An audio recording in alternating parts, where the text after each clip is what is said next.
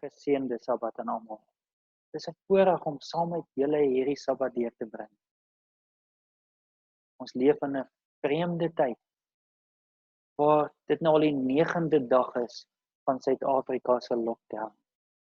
Kan jy glo dat ons in 'n tyd leef waar die hele wêreld toegesluit is as gevolg van so 'n klein dingetjie wat ons nie eens kan sien nie, wat 'n virus genoem word, en dit is hierdie coronavirus. Nou voor ons begin, kom ons bid saam. Dankie o Heer dat ons U kan aanbid op hierdie Sabbatdag. Dankie vir U seëninge, vir U beskerming en dankie vir Jesus. Heer, leer ons nou iets as ons in U woord gaan delf.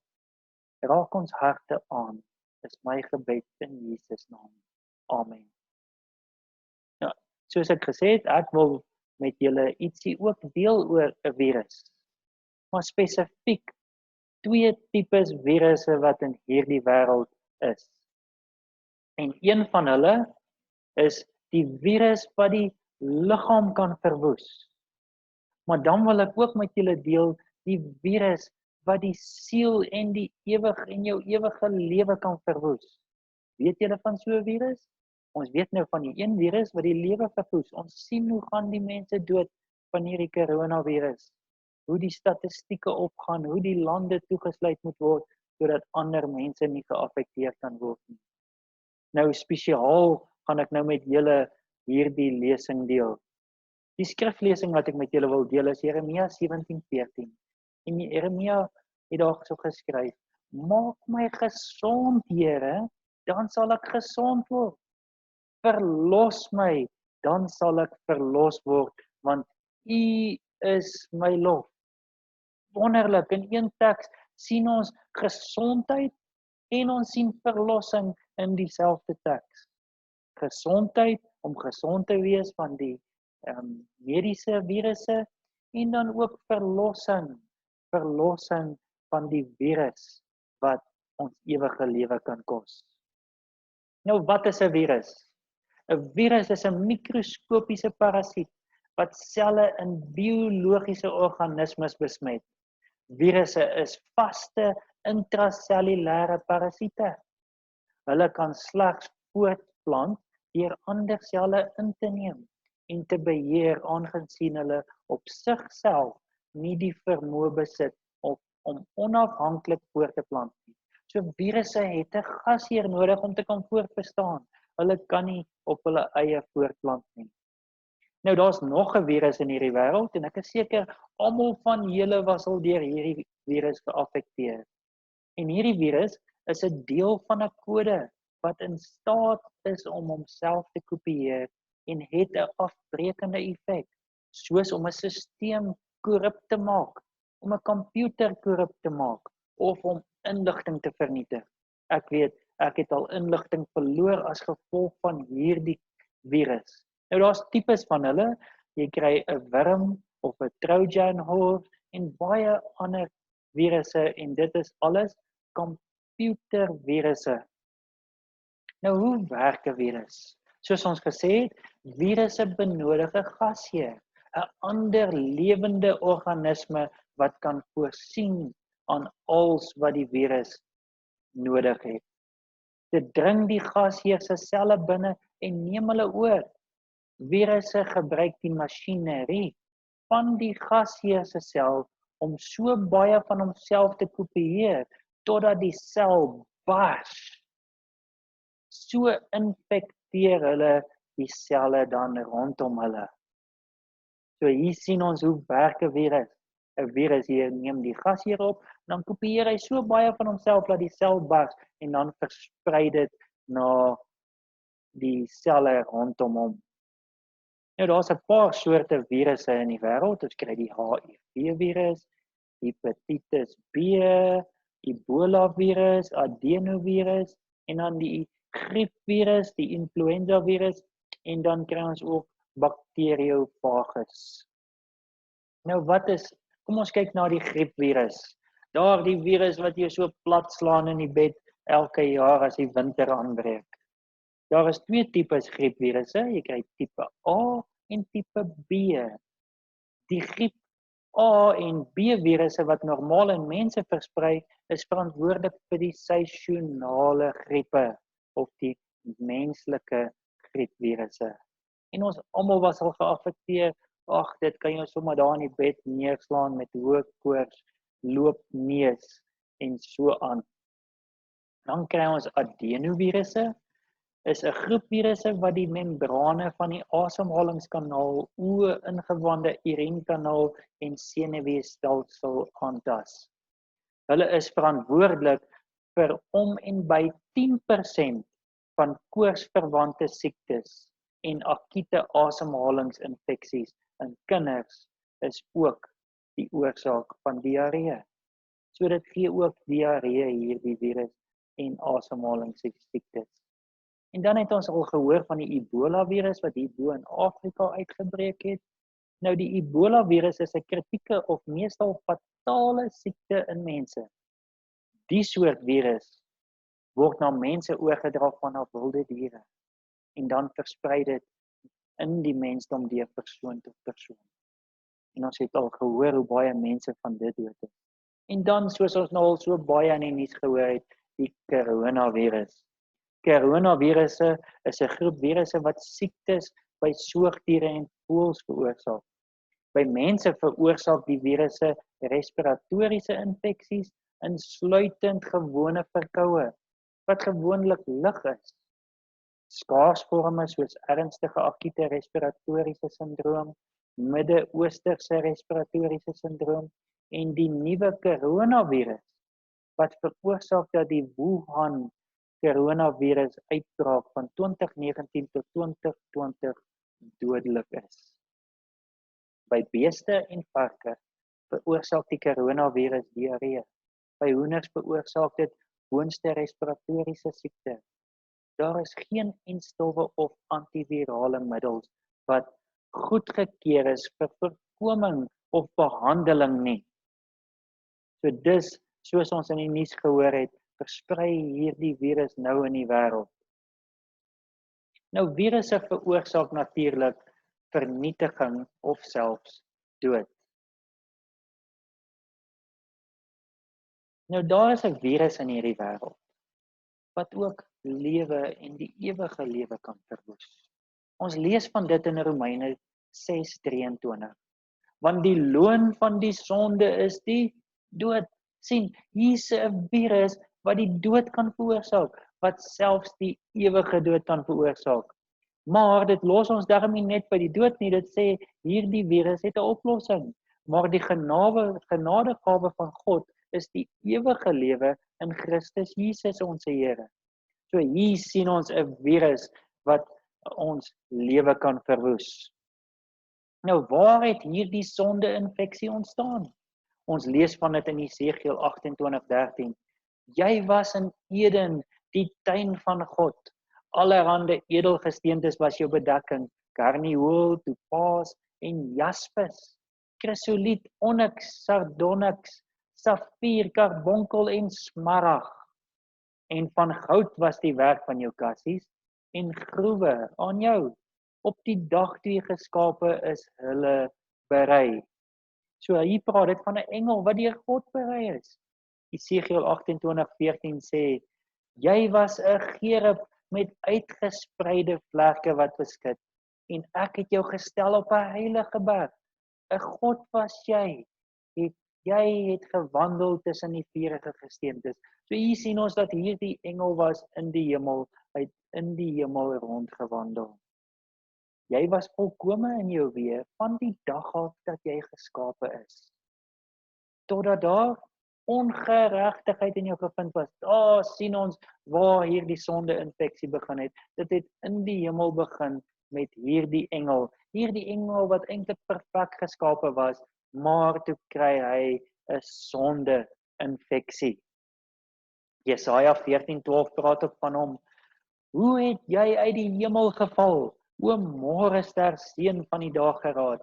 Hoe lê jy teen die aarde neergeslaan, oorweldiger van die nasies? Ja, sien ons hoe hierdie sonde-infeksie versprei het na die aarde toe. Hierdie engel was uit die hemel neergegooi op die aarde.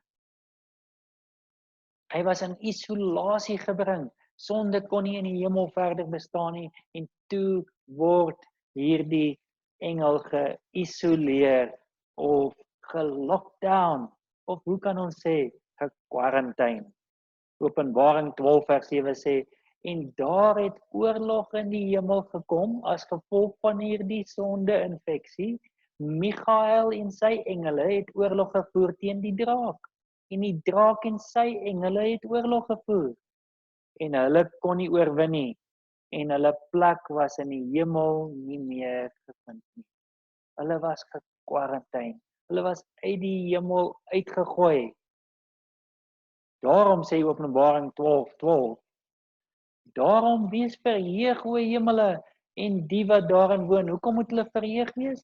Want die sonde-infeksie is nou in kwarantyne. Daar is nou nie meer sonde in die hemel nie. Maar wee die bewoners van die aarde en die see, want die duiwel het na julle neergedaal met groot woede, omdat hy weet dat hy min tyd het. Hierdie aartsengel met die sonde-infeksie, wat nie die oplossing van Jesus wou aanvaar nie, is nou gekwarantyne op aarde. Daarom moet ons weer hê, omdat ons nou die sonde-infeksie naby ons is. Ons moet nou social distancing toepas vanaf Satan. Nou, toe sien ons nou hoe hierdie sonde die aarde ingedring het. En toe bring dit skeiding. Nou ons weet daar in Eden het Eva na die boom van goed en kwaad toe geloop en Satan met hierdie sonde-infeksie het na Eva toe gekom.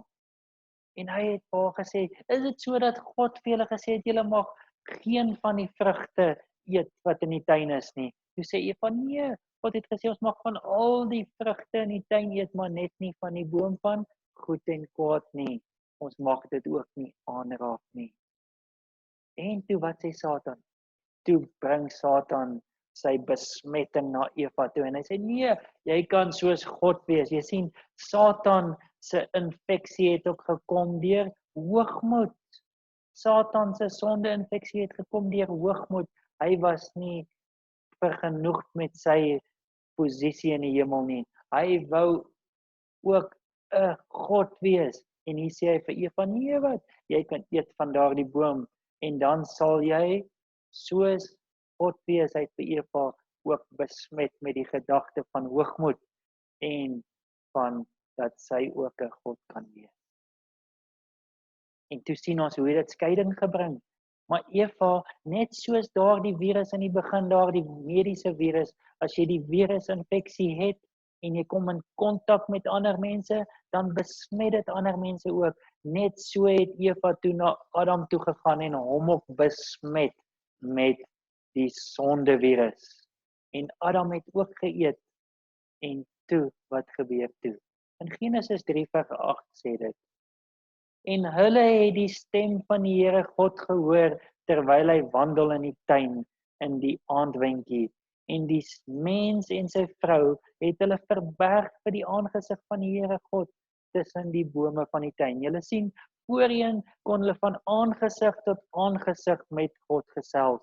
Maar nou dat hulle besmet is met sonde, het daar skaamte ingetree en dit het skeiding gebring tussen die mens en God. Nou sonde maak 'n mens ook 'n slaaf. In 1 Johannes 3:8 staan daar, hy wat die sonde doen, is uit die duiwel. Jy's 'n slaaf dan van die duiwel, want die duiwel sondig van die begin af en gewis, hy het gesondig selfs toe hy nog in die hemel was. Vir hierdie doel het die Seun van God verskyn, om die werke van die duiwel te verbreek. So begin ons lig aan die einde van die tonnel sien. Nou sonde bring slawerny weer eens. Paulus het geskryf in Romeine 6:17.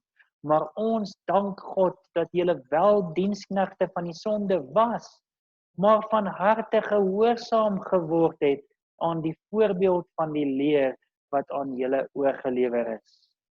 En vrygemaak van die sonde het julle diensbaar geword aan die geregtigheid.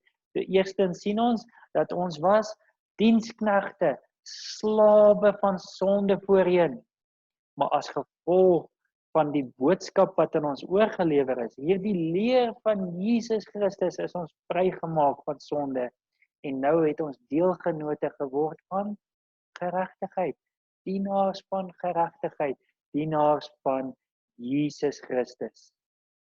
Nou wat is sonde? 1 Johannes 3 vers 4 sê, elkeen wat die sonde doen, doen ook die wetteloosheid. So wat is die definisie van sonde? Sonde is wetteloosheid, om die wet van God te oortree. Nou wat is God se plan vir hierdie sonde-infeksie? Esegiel 33:11 stel dit mooi.